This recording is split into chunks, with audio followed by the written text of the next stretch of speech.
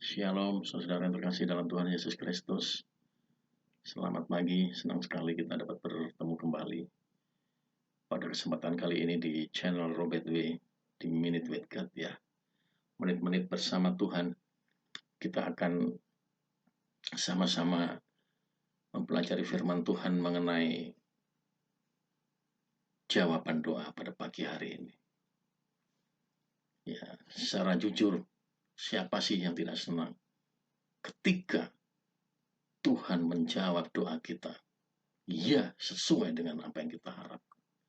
Doa yang sekian lama kita naikkan, doa yang sekian lama kita tunggu-tunggu, kita harapkan, dan Tuhan menjawab, ya, sesuai dengan apa yang kita nanti-nantikan.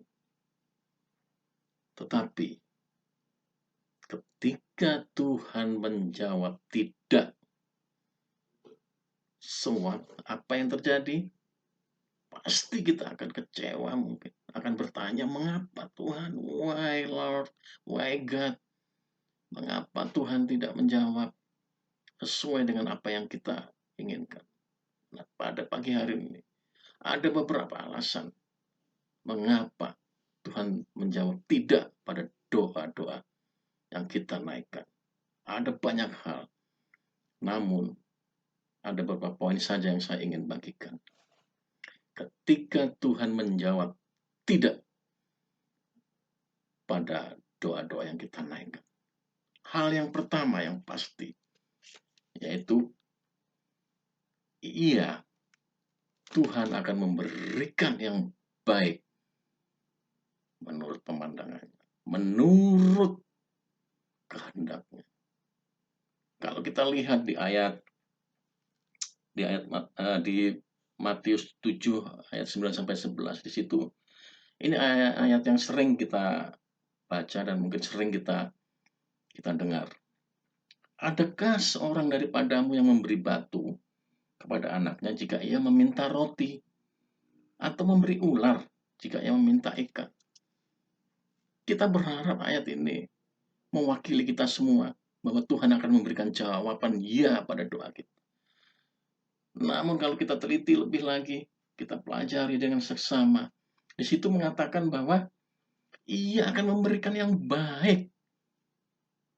Ia akan memberikan roti, ikan sebagai ganti dari batu atau ular.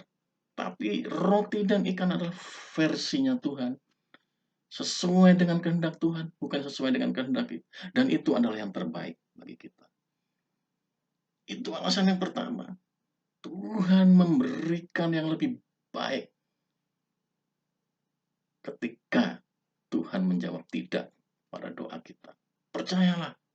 Jadi janganlah berdoa, jangan berhenti berdoa dan berharap. Karena Tuhan mempersiapkan yang baik untuk kita. Haleluya. Amin. Hal yang kedua, yaitu supaya apa? Supaya kita tidak meninggikan diri, menjadi sombong. Kita ingat kisah Rasul Paulus pada saat dia berdoa untuk meminta duri dalam dagingnya ini dicabut. Duri dalam dagingnya memberikan dia lemah, membuat dia lemah. Ini dicabut. Tapi Tuhan mengatakan apa? Cukuplah kasih karuniaku. Cukup. Justru dalam kelemahan, kuasaku menjadi sempurna. Tuhan memberikan jawaban tidak pada Rasul Paulus. Paulus adalah seorang yang hebat. Hebat dalam penginjilan, hebat dalam pewartaan firman Tuhan. Tapi Tuhan biarkan duri dalam daging itu ada di dalam kehidupan Paulus, agar Paulus menyadari, tanpa Tuhan kita tidak bisa apa-apa. Without God, we are nothing. Tanpa Tuhan kita dapat berbuat apa. Jadi jangan membanggakan diri. Ketika Tuhan memberikan jawaban tidak, itu alasannya. Supaya jangan sampai nanti kita, begitu Tuhan memberikan jawaban ya, pasti kita ujung-ujungnya akan begini. Ya, ini karena sesuai dengan kemampuan saya, sesuai dengan pengalaman saya, sesuai dengan kepandaian saya, keahlian saya.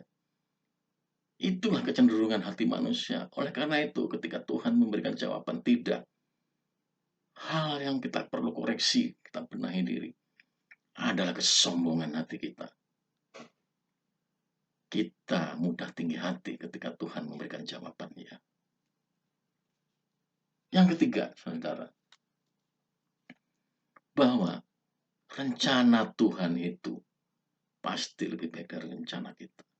Jadi, ketika kita melihat jawaban dari Tuhan itu mengatakan tidak, kita harus percaya bahwa rencana Tuhan itu lebih baik. Karena apa? Tuhan mengatakan, sejauh langit dan bumi, demikianlah rancanganku dengan rancanganmu. Rancangan kita itu hanya bisa melihat sekeliling kita saja dengan jarak terbatas. Tetapi Tuhan melihat lebih dari yang kita bisa lihat. Karena rancangan Tuhan itu ada di langit. Seperti Tuhan melihat seluruh bumi ini. Dia tahu akan risiko yang akan kita hadapi. Begitu dia akan menjawab iya. Dia tahu akan bahaya yang kita hadapi. Kalau Tuhan menjawab iya. Oleh karena itu begitu Tuhan menjawab tidak, kita percaya Tuhanlah yang tahu rencana yang lebih baik untuk kita. Haleluya, haleluya. 3 hal saudara ketika Tuhan menjawab tidak. Yang pertama, Tuhan pasti mempersiapkan hal yang terbaik bagi kita. Kedua, kita harus sadar tanpa Tuhan kita tidak apa-apa.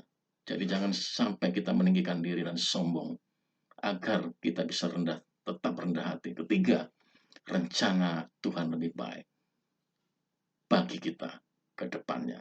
Haleluya. Tuhan memberkati.